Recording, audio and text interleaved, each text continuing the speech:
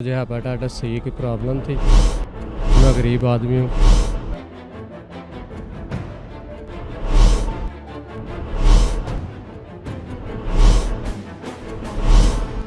جی میرا نام محمد طفیل ہے. میں گجرانوالہ سے تشریف لایا ہوں. مجھے ہیپاٹائٹس سی کی پرابلم تھی.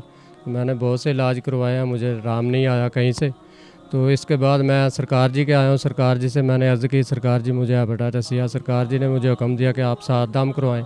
7 دم کروانے کے بعد میں نے سرکار جی سے عرض کی, سرکار جی میں غریب آدمی ہوں, تو اب میں اپنے ٹیسٹ کروا لوں. سرکار جی نے میرے ماتھے پہ ہاتھ مارا اور کہا جاؤ آپ اپنے ٹیسٹ کرواؤ. تو میں نے جا کے جب ٹیسٹ کروائے تو مجھے بالکل میری رپورٹ کلیئر آ گئی. ویسے آپ کیا کرتے ہیں؟ میں جی مزدور اور رکشہ ڈرائیور ہوں. گجرانوالہ میں رکشہ چلاتا ہوں. میرے پاس اتنے پیسے کہاں تھے, میں غریب آدمی تھا, میں کیسے اتنا مہنگا علاج افورڈ کر سکتا. فی سبیل اللہ دم ہوا ہے. سرکار جی کی کرم سے مجھے شفا ملی ہے اور میں ادھر کا خادم بن گیا ہوں. تو میں اب خادم کی ڈیوٹی کرتا ہوں ادھر. یاد رکھے نا, کرم ان پہ بھی ہوتا ہے جن کی قسمت خراب ہوتی ہے, لیکن ان پہ کرم کبھی نہیں ہوتا جن کی نیت خراب ہوتی ہے. قسمت کی پابند نہیں, قسمت سے آنسو نہ بہا کرے ہو, نیت کی بات ہے.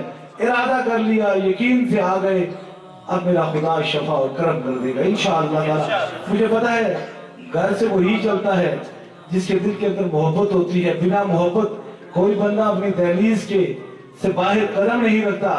لیکن موسم خزاں ہے, آپ دیکھیں پت جڑ کا موسم ہے, ٹھنڈی راتیں ہیں, پتے گر رہے ہیں, لیکن میرے رب کی اتنی بڑی حکومت ہے, لا تعداد درخت و رنگ گن پتے ہیں. میرا رب فرماتا ہے میری اجازت کے بغیر ایک پتا بھی زمین پہ گر نہیں سکتا. میری اتنی بڑی حکومت ہے, اگر رب کے حکم سے کہ بغیر ایک پیلا پتا بھی گر نہیں سکتا, تو ہم پڑھنے والے ہیں لا الہ الا اللہ محمد رسول اللہ.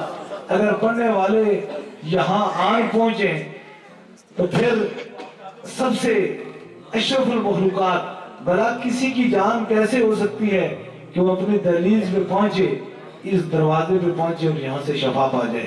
لانے والا بھی میرا خدا ہے اور شفا دینے والا بھی میرا خدا ہے.